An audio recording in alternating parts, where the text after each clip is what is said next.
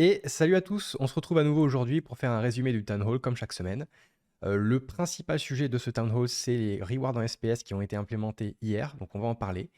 Et c'est parti, immédiatement, on va commencer tout de suite. Alors, euh, comme d'habitude, vous aurez les liens. Ils ont commencé par parler pas mal de Splinterfest. Alors Splinterfest, encore une fois, c'est un événement présentiel qui va avoir lieu à Las Vegas en octobre.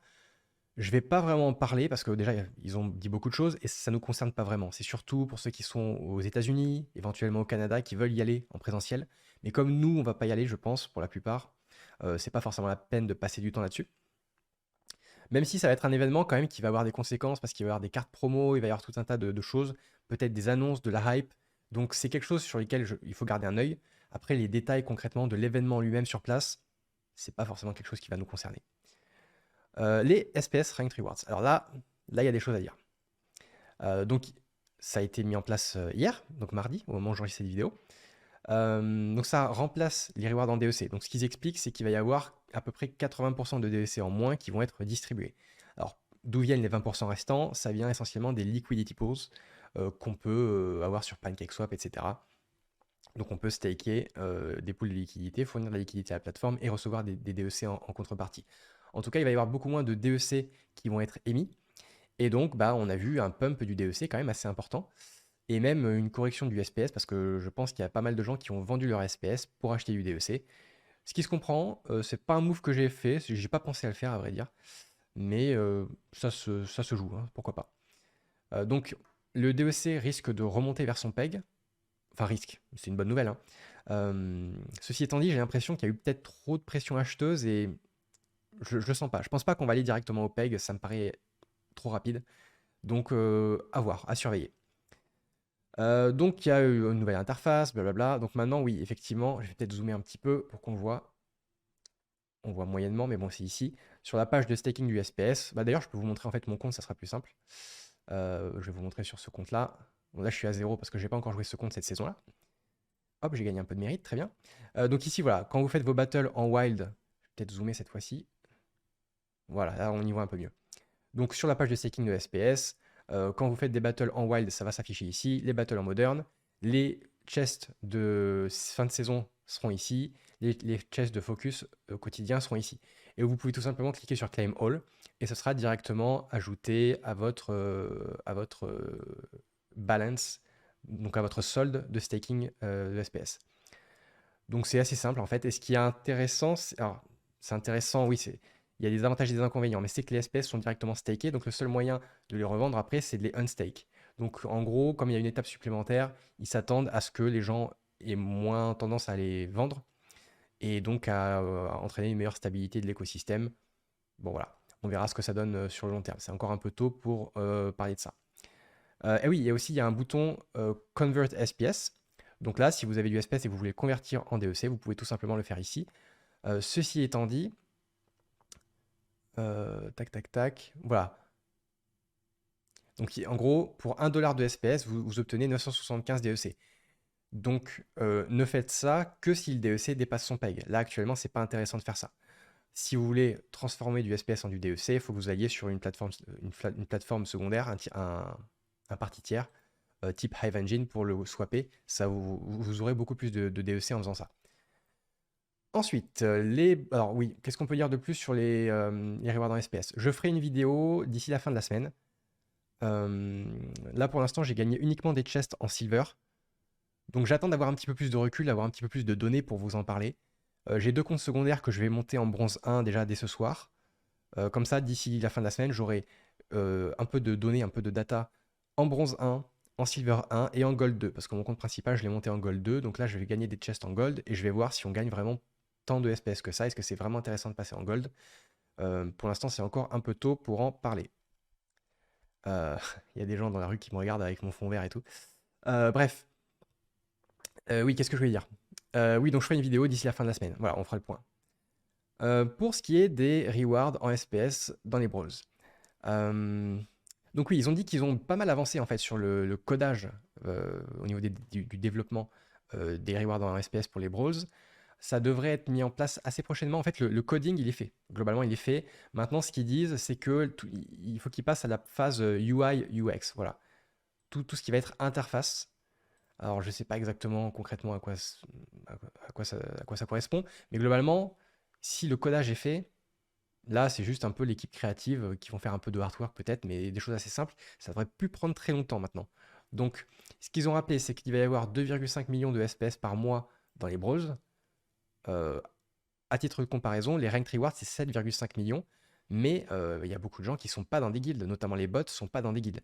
Ils s'y mettront peut-être. C'est très possible qu'ils s'y mettent. Mais l'immense majorité des bots ne sont pas dans des guildes. Donc là, ça va vraiment aller pour les joueurs les plus actifs, etc. Et encore une fois, voilà, ça va être réparti dans les 5 tiers. Et plus on sera dans les tiers supérieurs, plus il y aura des rewards. Et en plus, moins il y aura de gens. Donc notre part du gâteau sera beaucoup plus élevée.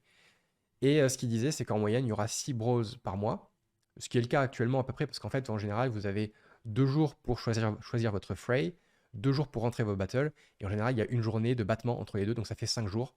6 x 5, 30. Voilà, on a bien 6 bros par mois. Donc si on divise 2,5 millions par 6, on a une moyenne par bros. Donc on verra bien. Après, ça dépendra des tiers, etc. Ça dépendra aussi au sein d'un même tiers si on finit premier, deuxième, troisième ou dernier, évidemment. Mais voilà, c'est quelque chose à surveiller. Et actuellement, ce qu'ils disent, c'est qu'il n'y a personne, vraiment personne, aucune guilde dans les tiers 4 et 5. Encore une fois, il n'y a pas vraiment d'incitation, il n'y a pas vraiment de raison de faire ça maintenant. Mais une fois que je pense que les rewards seront plus élevés là-bas, dès que les rewards seront officialisés et que ça sera en action, quand on va se rendre compte, quand les guildes les plus haut classés vont se rendre compte qu'il y aura, imaginons, je sais pas moi, 600 000 SPS par mois dans le tier 5 et qu'il n'y a personne, ils vont se dire, ah ouais, mais si nous on monte en tier 5, on va avoir 600 000 SPS, rien qu'à nous 30, on va dire. Ça va faire beaucoup de SPS par personne quand même. Donc clairement, ils vont monter en tier, ça c'est sûr. Est-ce qu'il y a autre chose à dire là-dessus? Non, enfin si, ça sera staké aussi. Similaire aux Ranked Rewards. Donc pareil, il faudra cliquer sur Claim, il faudra aller unstake si on veut les dépenser ou les convertir dans autre chose. Ensuite, la gouvernance du SPS. Alors, encore une fois, la gouvernance, c'est quand on vote finalement à des propositions. Là, ils ont montré un exemple. Alors, on voit pas grand-chose. Est-ce que je peux zoomer un petit peu? Voilà.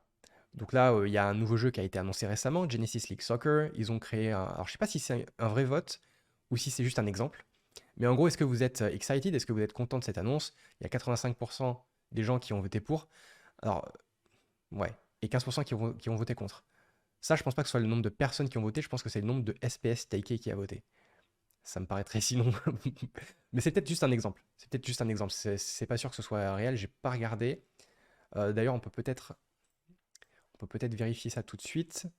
C'est dans les proposals sur le dashboard. Bah, je vais regarder en fait, hein, tout simplement. J'ai pas regardé encore. Ah, bah si, je l'ai vu. Attendez. C'est dans. Je l'ai vu ici. Proposals ici. Donc, non, c'est un vrai truc. C'est un vrai truc, effectivement. Donc, quand vous allez sur le SPS, vous avez votre dashboard. Et là, vous avez les proposals. Donc, voilà. Il y a un vote. Voilà. D'ailleurs, la question n'est pas posée, j'ai l'impression ici. C'est bizarre. Où est-ce qu'on voit la question là-dessus? Là, j'ai cliqué sur... Ouais, non, je vais pas voter. Je sais même pas pourquoi je vote. Ok, bon, bref, on s'est compris. Alors, on avance. Sur la gouvernance, oui, ce qu'il disait, c'est que pour l'instant, c'est la team qui fait des propositions. Et donc, on vote oui ou non. Et à terme, on pourra nous-mêmes, en tant que communauté, avoir nos propres propositions et voter, et du coup, prendre des décisions sur la direction finalement du jeu. Et ça peut être des décisions importantes. Qu'est-ce qu'ils disent d'autre? Ouais, ils ont donné des exemples. Donc c'est vrai que les phrases dans les bros sont parfois pas évidents. Il y a des phrases en gold, notamment dans les guildes les moins haut niveau. Souvent, ce sont des frais qui sont vides. C'est très difficile de les remplir. Il y a aussi des frais alpha et bêta. Donc c'est peut-être quelque chose qui pourrait être changé avec ce système de gouvernance. Et ouais, changer les rewards pour des tournois, etc. Ok pour ça. Splinterlands TV, pas grand-chose à dire là-dessus. Non, pas grand-chose. D'ailleurs, j'ai pas encore eu de retour. Je suis censé avoir un retour aujourd'hui ou demain, globalement. Je devrais avoir un retour par email. Vous savez que j'ai postulé pour être streamer. Je vous tiendrai au courant dès que j'aurai la réponse. Ensuite, qu'est-ce qu'ils ont dit de plus? Pour les rewards en SPS, dans les Rank Battles, donc effectivement, vous savez, il y a un leaderboard. Donc si je vais ici et que je vais dans leaderboard, les meilleurs joueurs actuellement gagnent du DEC. Et là, ça va être remplacé par du SPS, tout simplement. Ok. Voilà. Ah oui, point important que j'ai pas encore mentionné. Les rewards en SPS actuellement, ne nécessite pas de staker du SPS. Vous savez, ils avaient dit que pour gagner des rewards en SPS, il faut absolument staker du SPS, et puis plus vous allez staker du SPS, plus vous allez gagner des rewards. Pour l'instant, cette feature n'a pas été implémentée. Ce qui est d'ailleurs un problème. Et c'est pour ça qu'il faut qu'on en parle. Parce que actuellement, les bots continuent de rafler une bonne partie des rewards, ce qui est très problématique. Donc, ils ont dit que ça peut prendre 1 à 2 mois avant que ce soit vraiment mis en place. Donc, pendant 1 à 2 mois, nos rewards en SPS vont être assez faibles. Par contre, dès que ça va être mis en place, ça veut dire que tout d'un coup, les bots vont plus gagner grand-chose. Et ça sera vraiment les joueurs, surtout les joueurs qui ont staké pas mal, qui gagneront pas mal de rewards. Donc j'espère que ça va être mis en place assez rapidement parce que bah, c'est jamais agréable de savoir que c'est les bots qui se gavent le plus. Mais voilà, en tout cas pour le moment, c'est en tout cas un pas dans la bonne direction. On s'attendait tous à ce que ce soit mis en place en même temps, mais visiblement ça prendra un petit peu plus de temps. Et ils veulent aussi mettre en place les délégations de SPS. Donc ça veut dire quoi? C'est comme quand vous déléguez une carte, en fait, vous pouvez garder le SPS sur votre wallet, mais le déléguer à quelqu'un d'autre pour qu'il puisse bénéficier de ces staked SPS pour gagner plus de rewards. Donc la propriété vous appartient, ça ne va pas sur le wallet de l'autre personne, mais il peut utiliser, entre guillemets, ce SPS, enfin, il peut bénéficier plutôt de ce SPS pour avoir plus de rewards. Donc ça va être quelque chose qui sera mis en place aussi. Ils veulent absolument que ce soit mis en place avant d'imposer les staked requirements à tout le monde. Bon, c'est leur choix. Je ne suis pas forcément d'accord avec ça, mais voilà. Encore une fois, avec le système de proposals, par exemple, encore une fois, si on reparle de la gouvernance, on pourrait dire, bah non, nous, on veut les staking requirements avant les systèmes de délégation. C'est quelque chose qui me paraît en tout cas plus prioritaire. Donc voilà, peut-être que ultérieurement, dans les mois et les années qui viendront, on pourra choisir ce qui nous paraît le plus pertinent et le plus judicieux pour le jeu. Ok pour ça, Training Grounds. Alors ça, on peut en parler un petit peu si quand même, c'est intéressant, je trouve. En gros, ça veut dire quoi? Ça veut dire qu'on va pouvoir potentiellement, à terme, créer nos propres rule sets, faire en fait un entraînement. Par exemple, imaginons, on veut, vous et moi, faire une battle. On se dit, allez, on se fait une battle à 35 mana avec un rule set poison et melee only, donc corps à corps only. Et on pourra créer comme ça, personnaliser un truc exact pour s'entraîner. Et on pourra même dire, voilà, les seuls splinters autorisés, c'est fire et water, par exemple. On pourra vraiment comme ça customiser. Et c'est vraiment pas mal, je trouve, parce qu'il y a des rule sets qui sont plus compliqués que d'autres. Il y en a qui sont plus rares que d'autres. Donc ça permet vraiment de s'entraîner. Et je trouve que c'est vraiment particulièrement intéressant. Donc c'est quelque chose qui sera mis en place prochainement. Ensuite, ils ont parlé de JSEC et du sell-out des packs de KO Légion. Alors ce qu'ils disent, c'est qu'il y a 10 000 packs par jour en moyenne qui sont vendus. C'est pas ce que j'ai remarqué. Moi, je trouve qu'on en vend plus que ça, puisqu'en fait, on est toujours à 100 000 packs par semaine. Hein, donc on est à un peu plus que ça. Hein. On est dans les 13 000 par jour à peu près. Parce que là, bon, on est quoi? On est mardi soir. Non, on est mercredi soir. Donc là, ça fait un peu plus. Mais j'ai regardé. On a fait exactement 100 000 packs la semaine dernière. Et la semaine d'avant, pareil. Donc ça fait au moins 2-3 semaines qu'on fait 100 000 packs par semaine. Donc on est quand même sur un bon rythme. On s'approche quand même de plus en plus du 10e million. Plus on se rapproche de la fin, plus on sait que ça a tendance à s'accélérer, que les gens ont tendance à FOMO, les gens ont tendance à peut-être arrondir un petit peu et à commander un peu plus de packs. Personnellement, j'ai pas forcément l'intention d'acheter plus de packs à ce stade. Alors là, c'est mon compte secondaire. Je sais pas pourquoi je suis sur celui-là, mais sur mon compte principal, j'en ai à peu près 1750. J'ai pas l'intention d'en acheter plus. De toute façon, j'ai 3 airdrops garantis, mais même pour les prochains airdrops, je pense pas que j'achèterai plus de packs. Je pense que j'ai déjà, pour le moment, suffisamment investi dans Splinterlands. Donc je lève un peu le pied et voilà, je mets de l'argent de côté pour autre chose. Donc voilà, mais en tout cas, non, on s'approche vraiment du 10e million, ça va assez vite. Alors là, c'est vrai que cette semaine, pour les 3 premiers jours, on a fait que 20 000. Ça va moins vite. Donc on verra ce que ça donne. Tac, donc il reste moins de 300 000 packs, effectivement, pour Conqueror JSEC. Rift Watchers. Rift Watchers, bah, ils ont en fait pas dit grand-chose de plus que précédemment. Tout ce qu'ils ont dit, évidemment, pour l'instant, n'est pas officialisé tant qu'il n'y a pas le white paper. Donc ça, on peut s'y attendre, j'imagine, dans les prochaines semaines. Ça devrait arriver assez rapidement. Ce qu'ils ont dit, c'est qu'à peu près 20% des packs devraient nécessiter des vouchers. Donc grosso modo, ça voudrait dire 500 000 à 600 000 packs. Voilà, c'est quelque chose à garder à l'esprit. 20% de 3 millions, ça fait 600 000, mais ce qu'ils ont dit, c'est que ça serait sûrement 500 000. Voilà, je précise, au cas où vous diriez que je suis mauvais en calcul mental. Il y aura plusieurs nouvelles abilities pour Rift Watchers. Encore une fois, rien de surprenant jusque-là. Et ils ont parlé d'un nouveau jeu qui va sortir prochainement, on ne sait pas trop quand, un Tower Defense Game. Et on pourra staker nos cartes sur ces tours pour les rendre plus puissantes, etc. On n'a pas du tout plus d'infos, c'est vraiment un truc qu'ils ont mentionné très rapidement. Donc voilà, on a fait à peu près le tour. On va finir avec les Eye Candies, ça fait toujours plaisir. Donc une nouvelle carte Rift Watchers, Time Meddler, qui fait un peu penser au Time Mage d'ailleurs, au niveau du artwork, etc. Donc voilà à quoi il ressemble. Donc voilà, c'est un nain, je sais pas trop. Je sais pas trop ce qu'il a dans... Il y a un médaillon, je sais pas si ça représente quelque chose, j'ai pas trop regardé. Ah, c'est une espèce de... un peu comme les montres suisses avec des engrenages et tout ça. Ok, très bien. Très bien, très bien. Ensuite, on a un deuxième... Alors, il n'y a que deux Eye Candies en fait cette semaine. Un wallpaper de Rift Watchers. Alors là, encore une fois, ils sont un peu dans le délire vaisseaux spatiaux ou je sais pas quoi. Assez étonnant. Des trucs un peu flottants comme ça. Bon, c'est fantaisiste hein, de toute façon. On verra bien quelle sera l'histoire, quel sera le lore derrière ça. Je suis assez curieux.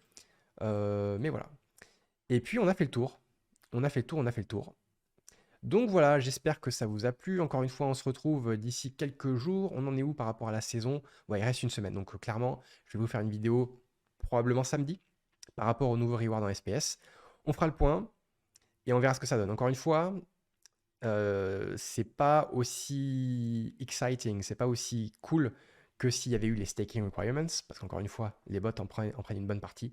Mais c'est déjà un pas dans la bonne direction, je pense. Et voilà, on fera le point. Donc voilà, je vous remercie d'avoir pris le temps de regarder cette vidéo et je vous dis à très bientôt. Salut!